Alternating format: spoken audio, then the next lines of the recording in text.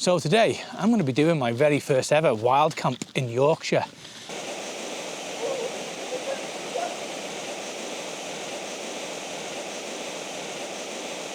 Well, it's actually not looking particularly promising up here.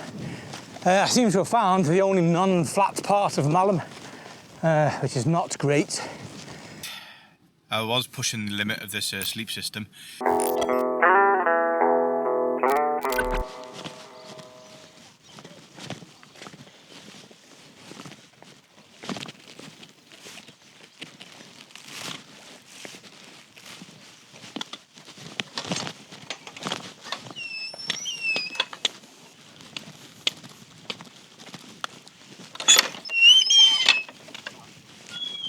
Well, I've just arrived at Malham in Skipton and it's absolutely glorious. What a beautiful day. As I'm sure you can imagine though, it's extremely busy. I've arrived about 3 o'clock, so quite late, but the hope is that everybody will be on the way out now so that I should be able to take some footage without pissing people off or feeling embarrassed. So let's hope. So today I'm going to be doing my very first ever wild camp in Yorkshire. Strangely enough, I mean, even though I've done well over 100 wild camps, they've all been in the Lake District, Wales and Scotland. So I've never done one in the Peak District or in Yorkshire. So this is a virgin territory for me. I'm not a virgin though. So without a doubt, this is one of my favourite walks. It is just beautiful. There's so much to see. Let me come through this gate here. So there's so much to see here. There's a few waterfalls, there's the cove itself, there's some limestone flats, a little stream. Pretty much wherever you turn around, there's something new there to see. It's a very, very feature-packed walk, to say the least. So I'd say that, without a doubt, this is my favourite non-mountain walk. So it's a very warm day today, 21.6 degrees to be precise. So what I've decided to do today is to bring my ultralight summer wild camping kit, and this weighs 6.5 kilograms. It's got a 2-man tent and everything that you need for a wild camp. That's a base weight, so it doesn't include water or food. So talking about my base weight just made me realise that I've actually forgot my water today. That's a bit of a rookie mistake. But luckily, I do have an empty water bottle and a water filter, so I'm going to be all right. I'll just fill that up at the waterfall in a bit. It was always the plan to use that to fill up for water for my dehydrated food tonight. So I'm just going to have to fill up for drinking water as well. So there's going to be a fair amount of jumping in the video today because there's a lot of people kind of coming towards me. So rather than talking as I walk past, feeling like a weirdo and making them feel uncomfortable, I'll just stop recording and then just continue once they've passed. So I'm going to be stopping in a second anyway. There's another group of people. There we go. So a water filter is absolutely essential for ultralight backpacking. If you're ever going to do more than one day, you're going to want to kind of bring a water filter with you so that you can filter water as and when needed. Typically, I wouldn't be bringing fresh ingredients with me to cook when I'm doing multi-day. It'd just be dehydrated meals. You can easily bring 5 or 10 of those along with you if you're going to do like a prolonged camp. It weighs pretty much nothing, and because you're filtering water each day for every meal, you don't have to worry about carrying litres of water with you. So the only thing you really need to do is just ensure that you plan your route with water sources in mind, which is easy enough to do in the UK. So today I've brought my ultralight summer backpacking kit with me. It's a trekking pole tent. It only weighs about 800 grams, I think. It's the Gossamer Gear, the 2. I always use a 2-man tent, never use a 1-man tent. I like to camp in luxury nowadays. I'm using an ultralight Exped mat, which has got an R value of about 5, I think, so that should be fine. And the sleeping quilt that I'm using is good to -1. All that being said, even though it's about 22 degrees now, it is forecast to go down to around about 4 or 5 degrees overnight. It's definitely premature to be using the summer camp kit, to be honest. And even though it's good for -1, you should never really expect that it's going to be comfortable at its limit. So I think I'm going to be pretty cold tonight. I have brought a lightweight insulated jacket, and if it comes to it, I'll just wear the pants that I'm wearing now, just to keep warm. But yeah, I think I'm definitely expecting a bit of a cold one tonight. But, you know, I just thought I'd break things up. I've been using my Trekker tent Seer lots recently, and I do kind of miss the Gossamer gear. It's a bit of a good tent. If you've never heard of it, it's pretty much the same as most trekking pole tents. It's probably on the lighter side compared to most.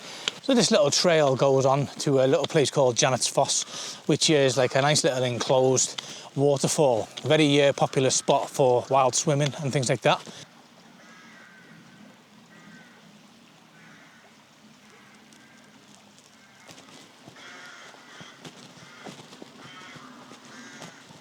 Very noisy birds. So I've never really looked at this place as a potential wild camping. However, I have been up here dozens of times before just hiking, and I know that the top is very flat. In fact, the whole walk really is quite flat. There's essentially just one little step up, which is where I'll be climbing up the waterfall shortly.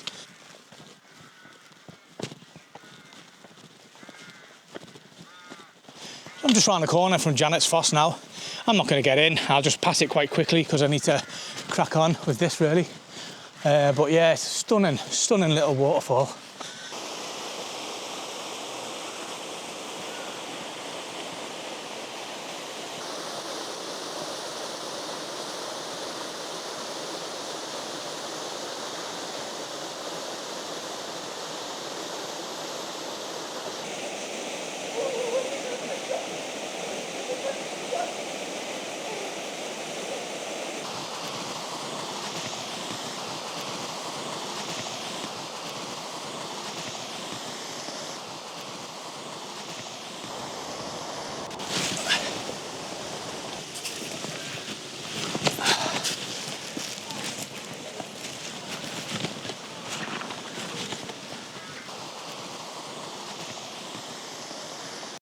What a very friendly couple they were.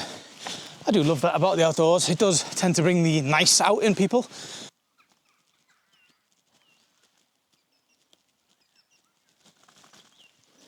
So the original plan was to go through Goredale Scar and then get some drone footage of me climbing up the waterfall.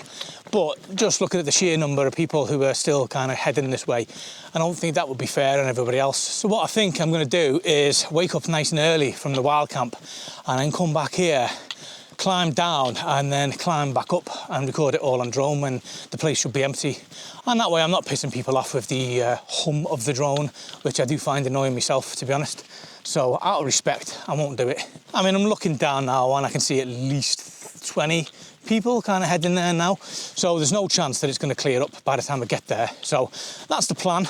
And then what I'll do is I'll magically splice it in there so it looks like I climbed up it on the day rather than the day after.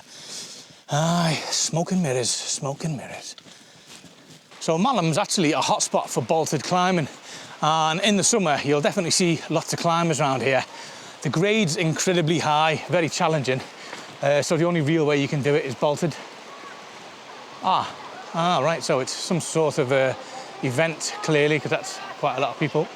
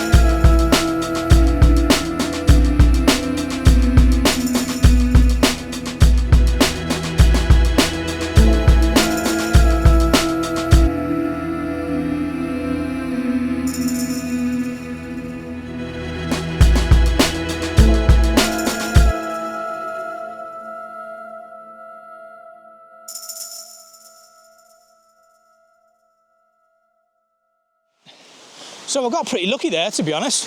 So there was absolutely tons of people at the waterfall. However, they were all on a school trip or something, and they were being quite noisy themselves.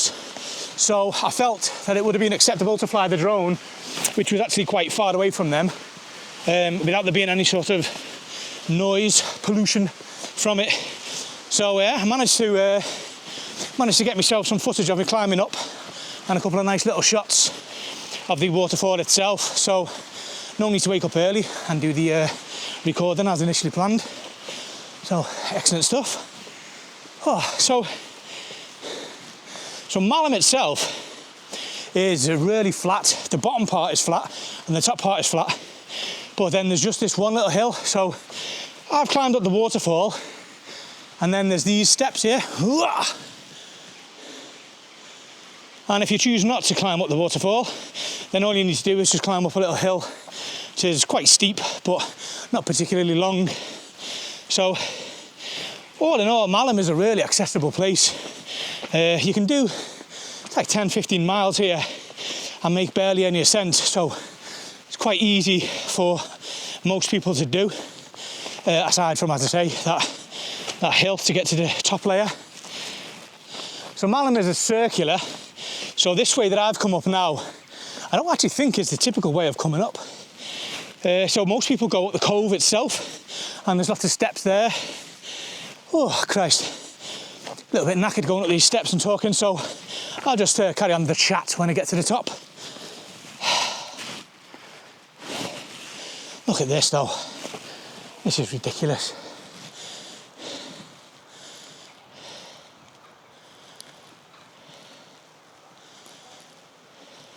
So as I say, Malham itself is basically just two flat plains kind of joined together by a hill or that waterfall.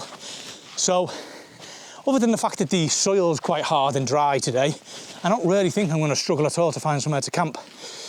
So just in case anybody is a little bit curious as to why I've been wild camping for 12 years but never actually camped in Yorkshire or the Peak District, I think the reason for that is it doesn't quite fill the quota for what I consider a genuine wild camp in England and Wales, which is above a certain altitude and away from kind of traffic or paths, things like that. So there isn't really anywhere in the Peak District or Yorkshire that's particularly high. There's 3 mountains in the Peak District and that's it. So in my mind, anywhere that you can wild camp that's going to be kind of interesting with an interesting view, it's not going to be particularly high up and it's going to be very close to a path. And like I say, that doesn't really kind of fit in with my understanding or my ethos, as it were, for wild camping. And that's definitely down to an experience, to be honest. I've never really set out for a hike in the Peak District with the intention of camping, so I've not really ever looked around. Obviously, always aware that it is a relatively flat place. I mean, I'll just turn my camera on now just so you can see. And it's just pretty much like this for miles around. So even though this is a well-trodden path, I'm fairly sure that if I was to kind of head off over in that direction, I would find somewhere to camp within about 34 seconds. So, bring it back around. So I do find it's an interesting place, you know. It really lends itself well to wild camping, but it doesn't really fulfil the criteria of wild camping in England. So I do plan on easing some of the strict guidelines that I've got implanted in that bloody head of mine, and just like kind of letting go a little bit and doing more wild camping in places that I ordinarily wouldn't do. So today, going to be camping in Yorkshire, and then in the next week or two, going to do a camp in the Peak District, I think. I'm quite looking forward to it, to be honest. I've seen loads of videos of Paul Messner and whatnot camping in the Peak District, and it does look lovely, and I absolutely love places like the Roaches. So back to the walk anyway. Malham Cove, Malham Tarn, and all of that area, kind of Goredale Scar. It's a big, massive circular. I think it's around about 10 miles. So what I'm going to do today is I'm going to head over to Malham Tarn, and then there's a hill just behind it. And now I'm hoping, it's a small hill, but I'm hoping that at the top there's going to be somewhere to camp. Because we've got fairly long days now, if there's nothing up there, I can just drop down, and I mean, like literally everywhere I'm looking now, it's just glorious camping flat spots. So no worries at all. You see, ordinarily, it's actually a big concern of mine when I go camping somewhere that I've never been before, because you can actually spend ages walking around and not find a camp spot. Now, when I've done multi-day camps, that's been a bit of an issue. So in the past, when I did the Welsh 3000s, I did it over a few days just to take my time and enjoy it. And what I actually ended up doing is kind of making a mental note of somewhere that I could camp. And then when it came time to camp, I even had to kind of head back a mile or so just to go and find that spot. Especially mountainous areas, you can be really sparse, the places where you can camp. And that kind of gets magnified as well when you're having two-man tents. And the tent that I'm using today has got a massive footprint. So while it's really luxurious and roomy, it's a pain in the arse sometimes to set up. Quite often you'll find somewhere that's amazing to pitch, but you're just never getting your tent there. So that's where things like the Trekker tents here really come into their own. Freestanding, you just pick it up and you can just plop it in the smallest little areas. And because I'm doing a circular, I'm only going to be doing half the route today, and then I'm going to wild camp and do the other half tomorrow. So whatever you do, don't stop the video once I've done my little wild camp, because unlike most of my other videos, it doesn't just end there. There's going to be like kind of the other half of the journey afterwards. And to be honest, I think even though what I've done today is fantastic, I think the better half comes later on with the limestone flats and then Malham Cove itself. So I just thought I'd show you as well. So this is the 35-litre backpack that I've got. So as you can see, it's really compressed down to probably around about 25 litres, because obviously my summer backpacking stuff takes up way less room. I am aware, by the way, that it looks like some sort of 1960s jetpack. But that's fine, I don't mind that. I've just realised, like an absolute knob, I forgot to filter some water down there like I'd planned. So not only have I forgot to bring me water, but I forgot to fill up my water. Now luckily I am coming to a tarn. I would have preferred fresh flowing water from a waterfall, but a tarn will do. These filters are brilliant, so I don't particularly worry about kind of drinking out of a tarn. Bit of a forgetful one today. So I don't know if you can see in the distance there, but that's the hill that I'm going to try and camp on today. Without a doubt, this 35-litre backpack definitely suits very light loads. I mean, I can barely feel it now, but when I've got my winter kit in there, even though it's only a couple of kilograms more, I can definitely feel the difference. You know, it starts kind of getting my shoulders and stuff like that. And that is kind of what you should expect from a frameless backpack. You know, they're not designed to carry heavy loads. It's such a beautiful evening. Very little wind and just really nice and warm. It's around about 12, 13 degrees, but just kind of nice and mellow, you know. As I said before, it is due to drop down to around about 4 to 5 degrees overnight, so it is going to get cold in that tent.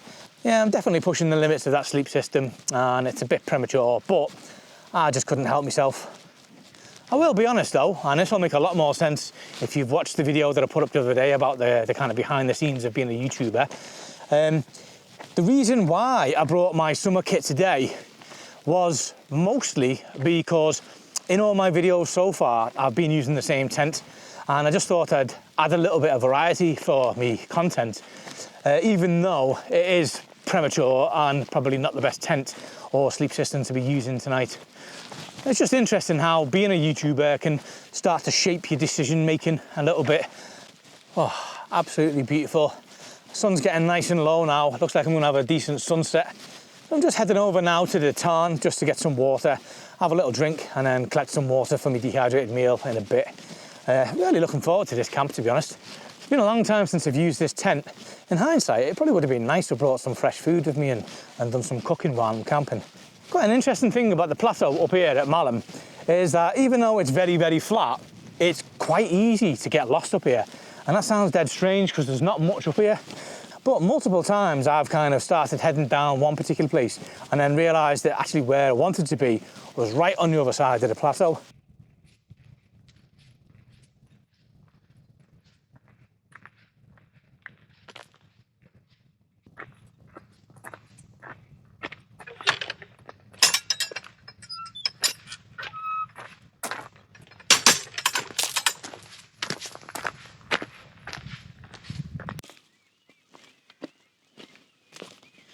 So I'm just gonna filter some water from the Tarn here. So it would have been better if I'd used a running water source. I'm not expecting this to taste nice, to be honest.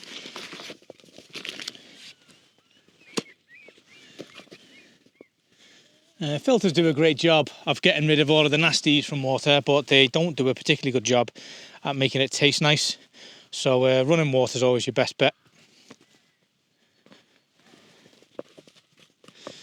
Right, there we go. Ooh.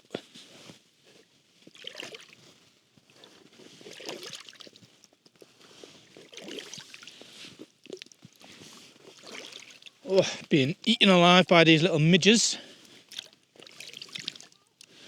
There we go.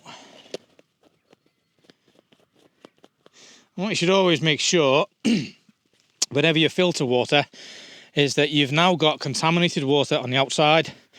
So even though it's not a particularly high chance that you're going to get something bad from that, always best to just wipe down the outside. That way, when you drink through the filter, you don't cross-contaminate with the bad water from the outside.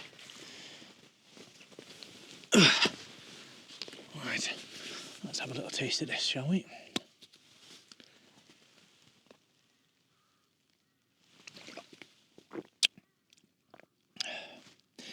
Yeah, it's got a very earthy taste, as you'd expect. Not the nicest, but I know it's safe and it's going to do the job. It's going to keep me alive.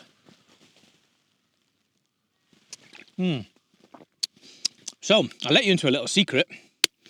I've actually just done all of that, but I just forgot to press record, so I had to pour this water away and then start again.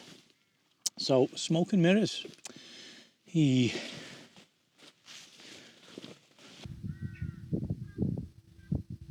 Almost at the top of this hill now. I am hoping there's somewhere flat at the top so I can camp. I'd always prefer to camp at the top of a hill than lower down in a bit of a more public area. So we'll see. Sunset's in around about 20 minutes. And I know I'll have about, itchy little flying things out now. Yeah, the sunset's in about 20 minutes. And I reckon it'll be about another hour of light afterwards. Won't be ideal for doing video footage, but it'll be sound for me. Well, it's actually not looking particularly promising up here. I seem to have found the only non-flat part of Malham, which is not great. So it looks like I may have to drop down and go onto the plateau somewhere to camp. It was not my original plan, but needs must. I'm just going to keep going up and see if there's anywhere flat at the top. So it has got a little bit flat now, but it's very knotty. So you wouldn't be able to put a tent on here, especially not a trekking pole tent. I'm just going to touch the summit. It's not a trig, but I'm going to summit and then going to drop down, I think, and just find somewhere on the plateau.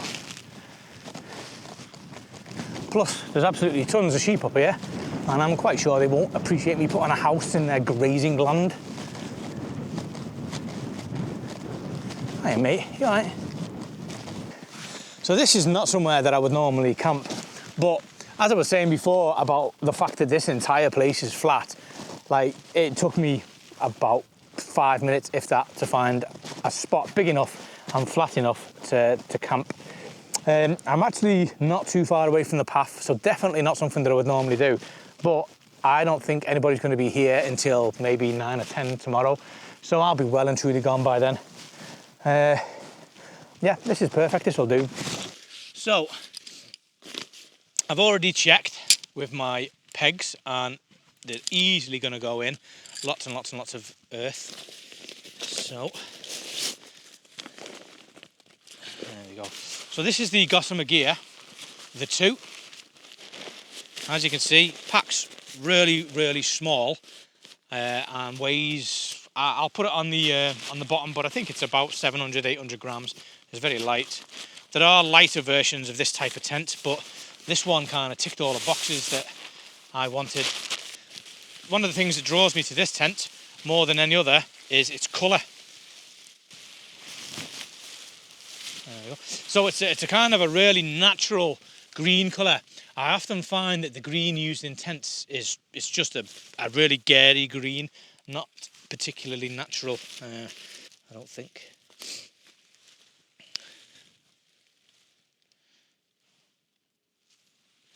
Right, so as you can see, it takes up a load of room.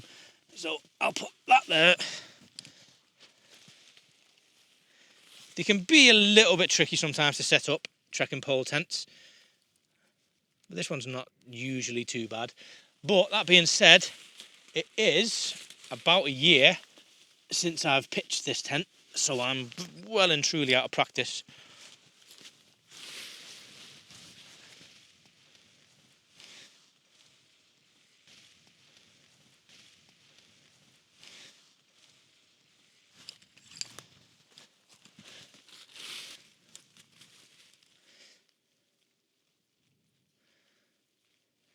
Like I say, in my defence, it's at least a year, I think, since I've pitched this tent. So, out of practice, yeah, definitely. Okay, but we'll see. We'll see. I can't actually remember what I'm supposed to put these at. Maybe 120, I think it is. I'll tell you what I'll do. I'll put it down lower, and then I'll extend it while it's inside.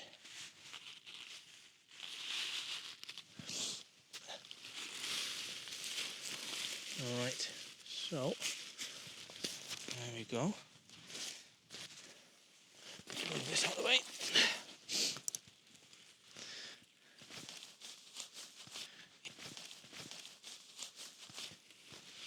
There you go.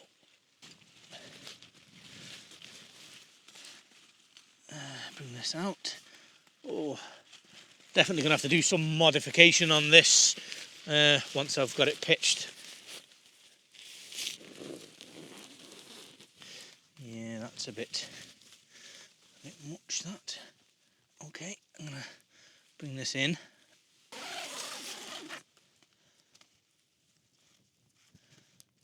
that in there, and then pull that down there. Okay, so yeah, that works much better.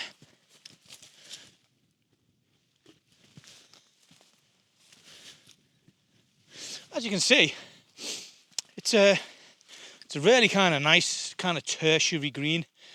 But what I'll show you now is I had these little carbon fibre poles custom made just to the right height. Oh, twisted around here. There we go. Basically, what this is for is just to pull the inner out a little bit. So all you do is you wrap it around the once and then bring it down. So if I just put that there, you can just pull this out now. So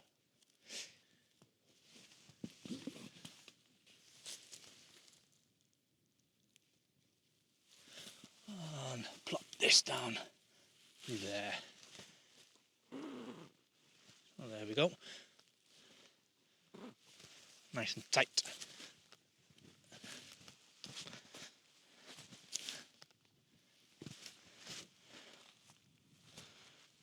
Yeah. Happy with that. It's an unusual shape once it's all kind of pulled out like that.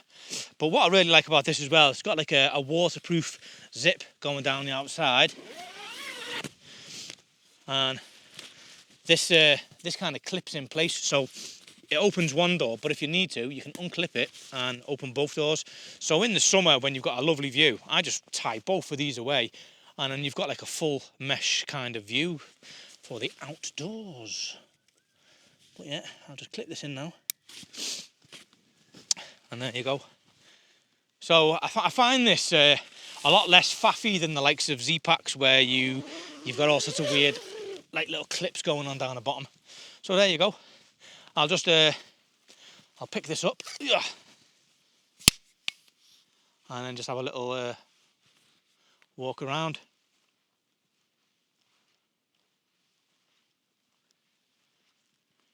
So it's absolutely massive. 2-man tent, and it's like a genuine 2-man tent. It's not one of those like little pissy ones.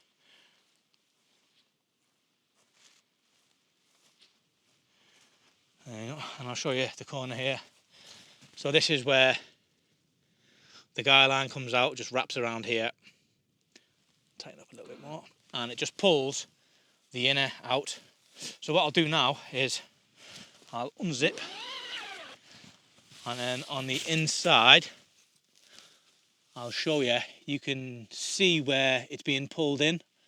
in there. You can see where it's been, oh, what a stretchy finger. You can see where it's being pulled in on both sides, which gives you an absolute ton of headroom.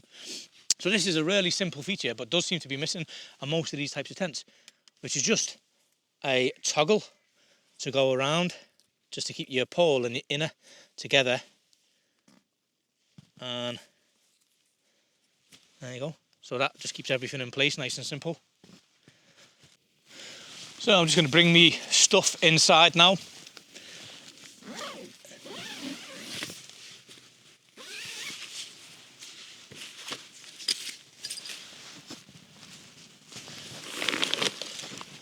This is what I love about minimalist ultralight backpacking, is there's just so little to bring and move around. So, there we go.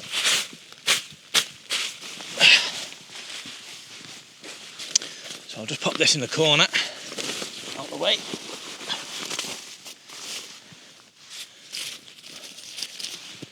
Little gear loft up here. Put my tent pegs out the way so they don't accidentally stab anything. Oh God, I forgot how absolutely massive this is inside. It is ridiculous. Love it. Excited to start using this tent again, actually, to be honest. So as you can see, it's pretty cavernous, got a nice bathtub floor, lots and lots of room. So there's a thing at the top here called the gear loft. I don't actually use this too much. Put my pegs in there now, just keep it out of the way. And I always have this little hanging torch here, which I've not used in a year, so I'll be interested to see. Oh my word. So I'm just going to take my boots off and then get my little bed ready. So this is a single wall tent, and because of that, it doesn't really have any insulation properties. It's great for venting the way that it's set up. So because it's single wall, you do get a little bit of condensation on the inside, but because there's mesh all over the place and because there's such a massive gap between the fly and the floor, it's not actually as big an issue as you normally would expect from a single wall tent. So not too bad at all.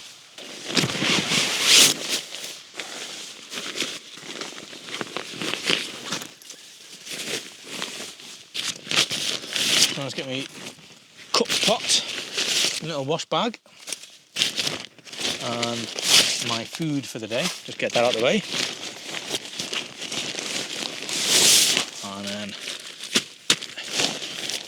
bring out my mat.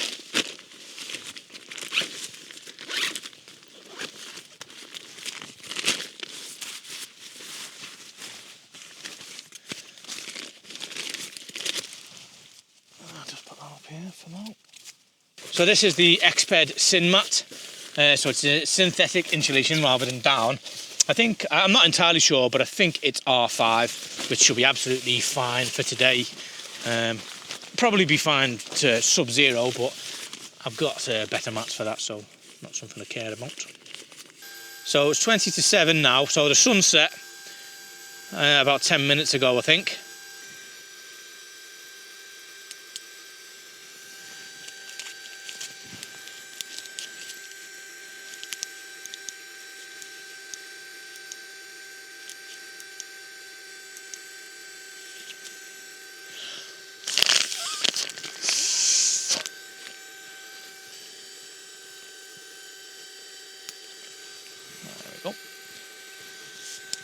Little lantern there. Okay, so it doesn't take long at all to pump up with these there pumps. Okay, I'll put this up in the gear loft. Interestingly, I almost never use this gear loft, and I'm using it quite a lot today.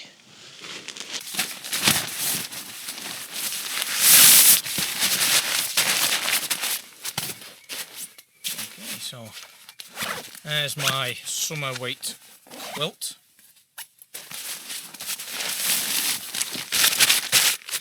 So this one it's 850 down, good to -1, but it's really kind of puffy considering that it's nowhere near the same as my winter one. So basically it's like a full quilt that you'd have at home, so each side is wide open, but then you can zip it down and create kind of foot box. So because it is going to go quite cold today, I'll be setting up the foot box for sure. There's just like a little zip, a popper to stop the zip from coming undone at the top, popper to stop the zip from coming undone at the bottom. And so what you've got now is a tube, and then there's just a cinch cord. There we go. So there's like a little baffle there to stop any kind of air from being able to come out. So that's it now. So this has just been converted into a sleeping quilt with a foot box.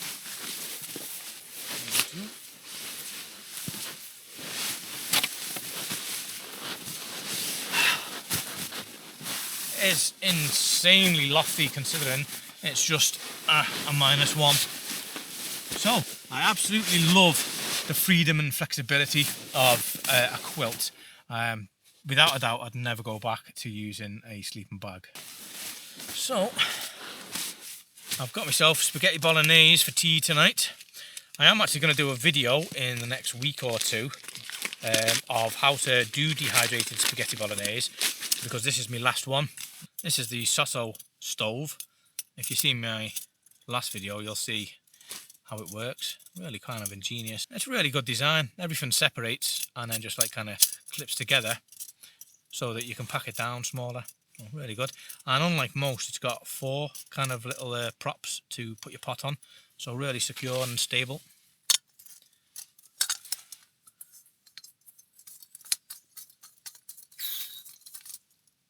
It's actually not too bad in the wind either, this.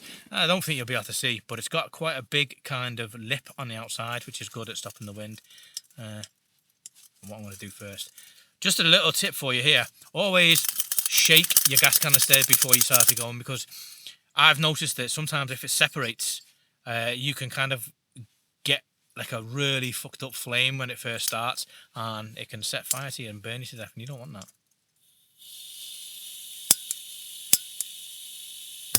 Oh, for me. Bit of a bunsen there. So yeah, not a bad little stove at all. Okay. Let's see. Oh my god. Oh, that's really excited me. So I've just discovered that the lid on these Tokes pots is exactly the right size to fit this on. And you might wonder why that's important, but what happens is this creates a load of suction because of the cold. So if I was to put this on my tent floor and just kind of use it, it's quite likely that it's going to kind of suck to that, and you could potentially rip when I try to remove it. So even though it'll boil a little bit slow because I haven't got that, I'm going to put that underneath, and that'll stop that little bit of a suction from happening. Ooh, I love it when things like that work.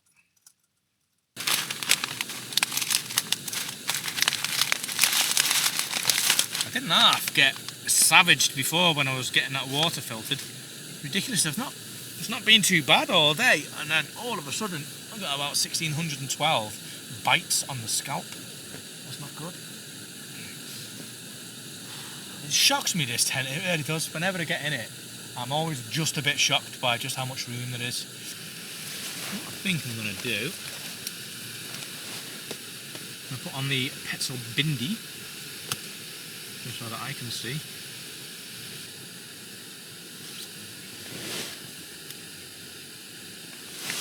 Ah, there we go, perfect.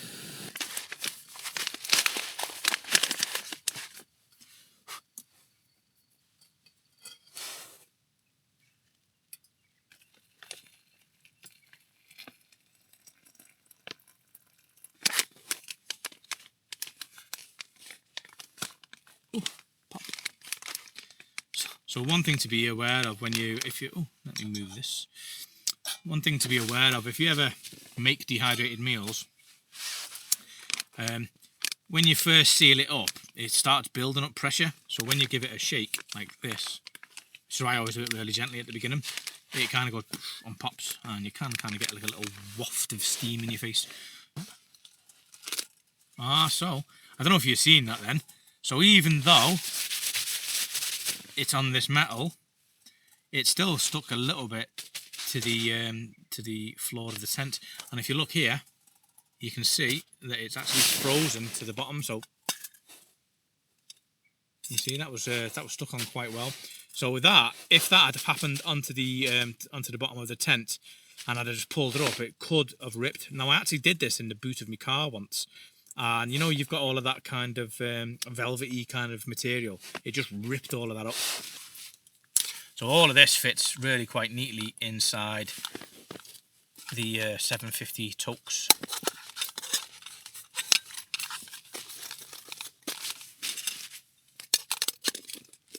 There you go, perfect. So about another 10 minutes, I think I'm going to leave for my bolognese. Just get it nice and dehydrated. Get myself back in here. I just thought I'd show you something while I'm here. So I bought this from a company called Tread Light Gear. I've made a little tiny modification, just put my own kind of coloured cord around it and made it a little bit looser. But what it is it is a very small kind of torch and then a really small DCF lantern. So all you do is you put the torch on the inside like that, cinch it in, and then just blow, and it creates like a nice little kind of diffused light. He's told me recently that he's not going to produce these anymore, so once this stock is gone, it's gone. I think they're really good, so what I'd say is if you like the look of this and you want one, get onto his site and buy one now before it's too late. It is actually getting quite cold, so yeah, definitely going to be an interesting one tonight. So expecting to be shivering a little bit. I do really love this tent. There's always that temptation to replace it with a new tent, you know, a little tiny bit lighter, maybe a double wall one or something like that. But to be honest, this just does everything I need. There's no real reason that I should replace it. So yeah, I don't think I will. So what I'm going to do now is I'm just going to stop recording, and unless anything crazy happens in the middle of the night, I'll see you in the morning. Well, good morning. As expected, I was pushing the limit of this sleep system. It ended up going down to 2.2, so it was colder than expected, and that's inside the tent. So not only that, but the wind's really picked up. But because there's like a big gap underneath these tents, the wind is just coming straight through. So there's a huge amount of wind chill in here as well, which is not helping matters. So I ended up having to put my insulated jacket on. It's always good to know as well what your kind of sleep systems can cope with. So I would say that even though this one's rated to -1, I'd say 0 would be the absolute maximum for it while you're fully clothed underneath. But as I say, that's dealing with a bit of wind chill as well because of the design of this tent. I think if I was in the sea, I don't think it'd be as much of a problem. Looks like there's a nice little sunrise out there. Gonna have a little tiny look, I think. Let's get out of this goddamn quilt.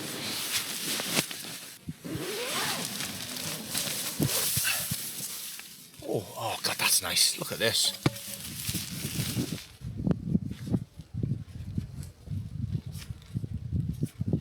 Very nice indeed. Oh Christ. Definitely worth being blasted with ice cold air for that view. Anyway, take this hood off.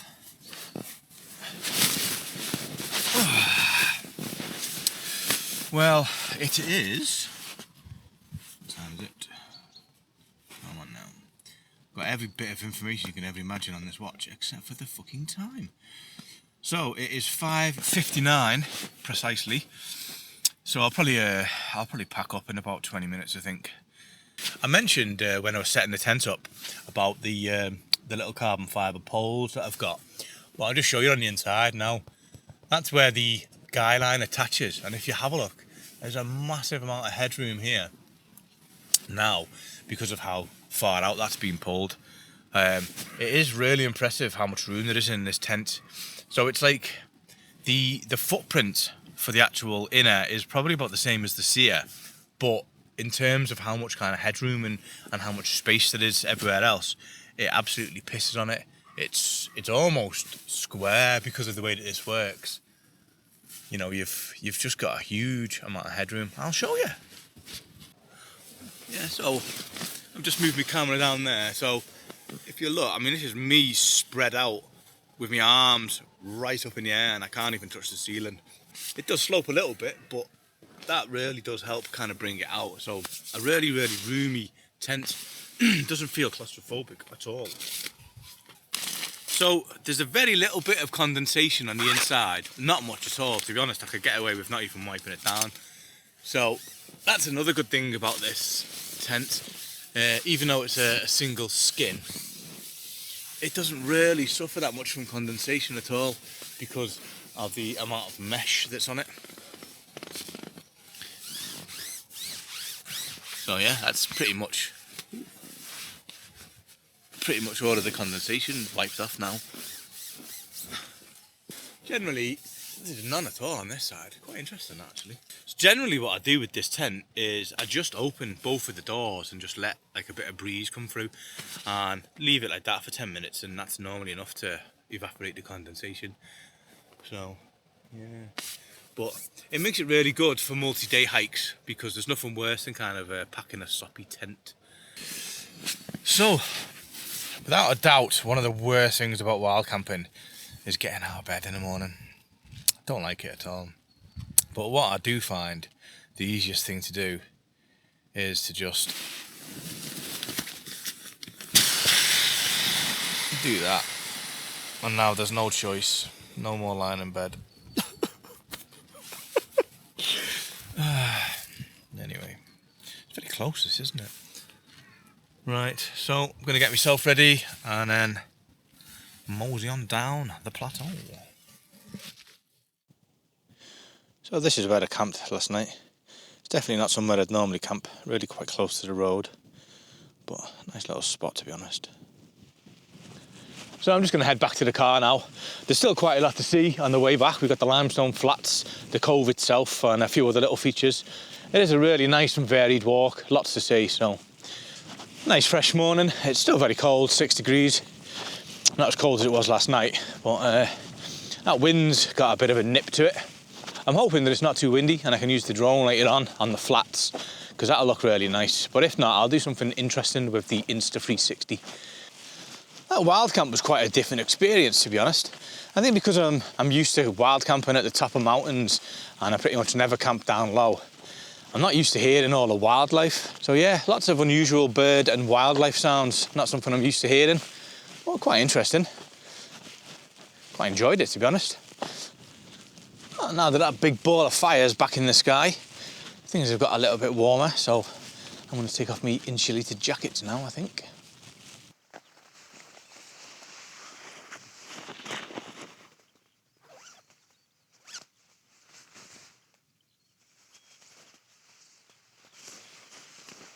It's quite an interesting place, I think, the Peak District and Yorkshire, because on the surface it's just really kind of flat and featureless, but as soon as you start delving into those little nooks and crannies, there's just gems everywhere. I mean, some of the most beautiful places I've seen in the whole UK have been in the Peak District in Yorkshire. But I do think I need to do a bit more exploring over here, and possibly kind of more wild camping.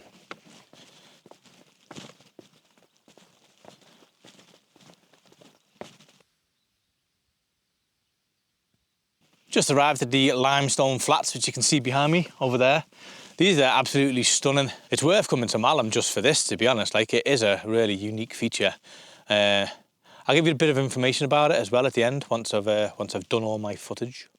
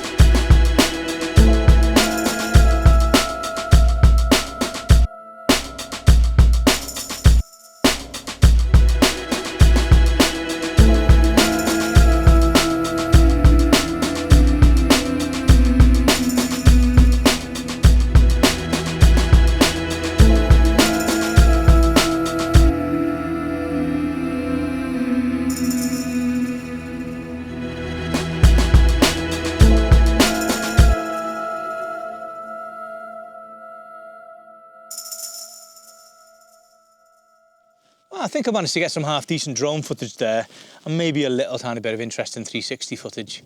I did shit myself though, because it's a little bit gusty up here, but not too bad. But as soon as I flew it over the edge, the updraft just caught it and it went right out of control. I thought I was going to lose it. So what I'm going to do now is I'm going to go to the little notice board and read the information and then recite it to you as if I'm dead knowledgeable and I knew it anyway. I do kind of know it. So those limestone flats, they were caused about 12,000 years ago by ice kind of scraping across the top and like kind of flattening it. And then over the years, water's just eroded away at it and kind of created all those little channels going through it. I think it's absolutely mind-blowing how powerful water is. Just over millions of years, it can create things like the Grand Canyon and stuff like that. So yeah, never underestimate the power of water. And if you ever leave your tap running for a few thousand years, it'll probably wear a hole in your sink. So I'm just going to head down these stairs now, and then the last little part of our journey today is Malham Cove itself. And Malham Cove's a little bit of a hot spot for climbing. I mentioned it before when... Oi! Not a bird, man. I mentioned it before when we got to Goredale Scar and up near the waterfall. There's lots of climbing there. But that's nowhere near as popular as this place here. I remember the first time I came here and seen the cove. It is bloody majestic, like it's massive, very imposing. I've said it before and I will say it again. It is one of my favourite places in the whole of the UK, this. Absolutely stunning and there's just so much to see.